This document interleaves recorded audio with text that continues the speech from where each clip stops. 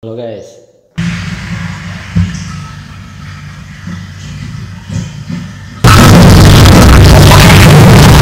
balik lagi. Kali ini gue bakal mereview sebuah manga slash anime karena gue bakal membahas dua-duanya. Mungkin lu pada bakal tahu gitu dari foto ini.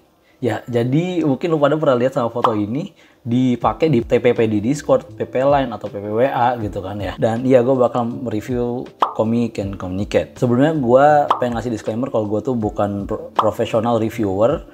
Dan apa yang gue bakal katakan itu merupakan opini gue sendiri. Komi Can Communicate merupakan manga karya Tomohito Oda yang rilis di Shokugakuen Weekly Shonen Sunday pada bulan Mei 2016. Yang mana serial animenya rilis pada 7 Oktober 2021 via Netflix. Nanti gue bahas soal Netflix ini ya, soal serial animenya. Manga ini menceritakan mengenai anak SMA yang bernama Komishoko. Komishoko adalah seorang anak SMA yang memiliki communication disorder. Jadi, communication disorder adalah kurangnya kemampuan dalam situasi sosial untuk berkomunikasi secara verbal ataupun non-verbal.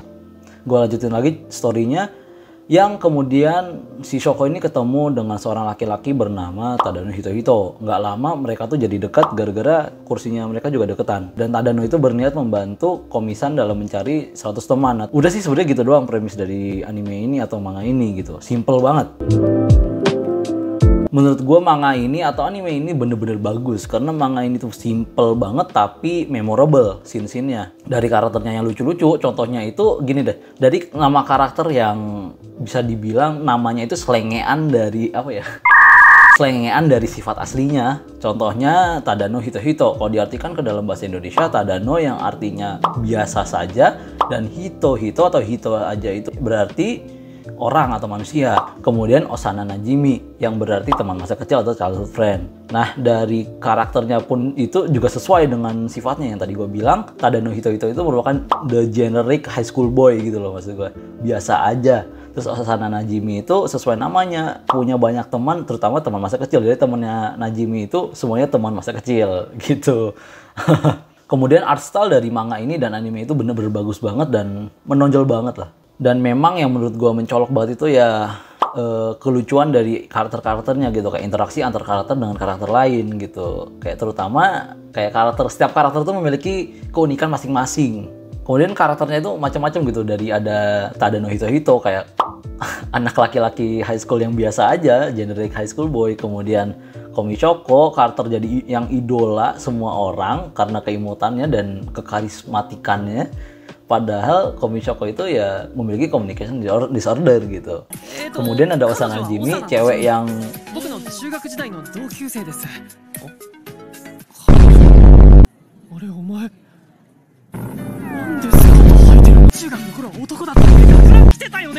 terus ada lagi Himiko Agari yang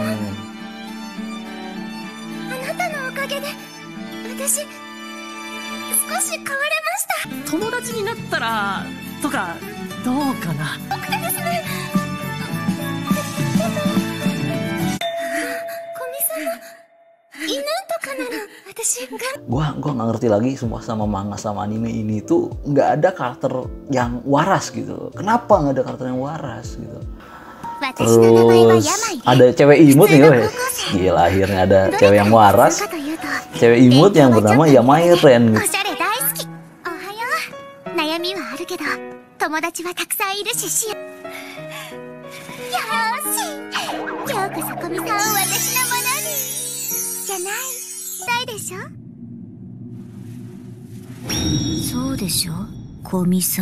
Dan kemudian ini nih, ini mungkin salah satu-satunya karakter yang waras gitu ya, yang waras ada di sekolah ini gitu. Namanya itu Yadano Makeru. Akhirnya cuy, ada satu karakter yang waras gitu, cute lagi.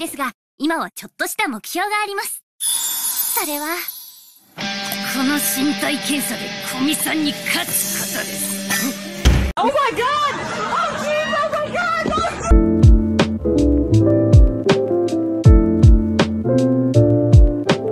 Oke, serial Netflixnya. Sejujurnya gue agak takut pas denger Komi Can Communicate itu bakal tayang di Netflix karena gue ya tau lah Netflix gitu ya. tau lah bagaimana. Karena gue takut jujur aja Comic and Communicate itu bakal jadi the next Shumatsu no Valkyrie gitu.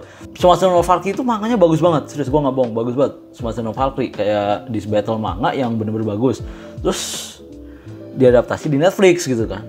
Gue lihat trailernya aja agak gitu, dan pas gue nonton animenya ya gitu ya. Dan gue jujur marah gitu sama Netflix gara-gara manga yang bener-bener bagus, yang bagus banget lah pokoknya, makanya diadaptasiin jadi anime yang full of shit gitu loh. Jadi 2 minggu setelah animenya rilis di Netflix itu gua itu memberanikan diri buat nonton, dan ternyata bagus gitu loh. Yang awalnya gue takutin kayak animasinya jadi patah-patah, voice actingnya jelek gitu, ternyata enggak. Semua yang gue takutin itu menghilang.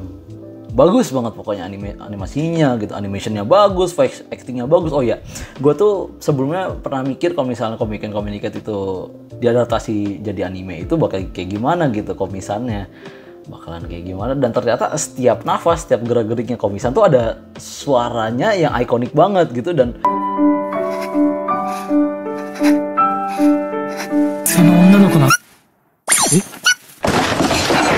Dan mungkin lu pada tahu tentang muka-mukanya komisan yang lumayan ikonik, yang kayak gini, yang diadaptasiin ke animenya itu bener-bener bagus. Dan menurut gue animenya lebih bagus daripada manganya gitu. Dan kemudian gue nonton episode pertama ya jelas, dimana terdapat scene yang paling ikonik di serial atau di series Comic and Communicate, dimana komisan sama Tadano itu lagi ngobrol di papan tulis. Terus dia kayak nulis gitu, bukan ngobrol sih, lebih ke arah nulis gitu. Dan itu bener-bener ngena banget, dan itu memang scene paling memorable gitu loh.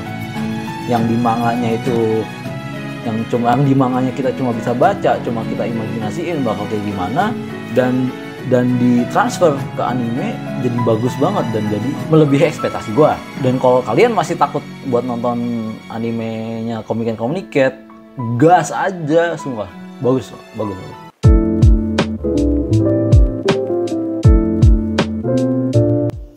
Manga ini tuh merupakan salah satu manga atau anime yang membuat gua kayak gue sekarang, kayak jadi suka baca manga, suka baca anime. Karena dan dari anime ini gitu, dan dari manga atau anime ini, Comic and Communicate ini, gua mencari kayak banyak manga atau anime yang mirip gitu dengan Comic and Communicate. Salah satunya itu ada serial anime yang bernama Sekikuso, dan itu menurut gue sih mirip. Dan emang sih manga dan anime itu bener-bener menurut gue udah perfect. Dari segi komedinya, kalau dari animenya itu dari segi art style dan animationnya, voice actingnya itu udah bagus banget. Dan dramanya sih sebenarnya cuma lumayan ngena lah sebenarnya, nggak begitu terlalu ditonjolin kalau menurut gua dramanya. Dan menurut gua Comic and Communicate mendapatkan 9 dari 10. And thank you for watching.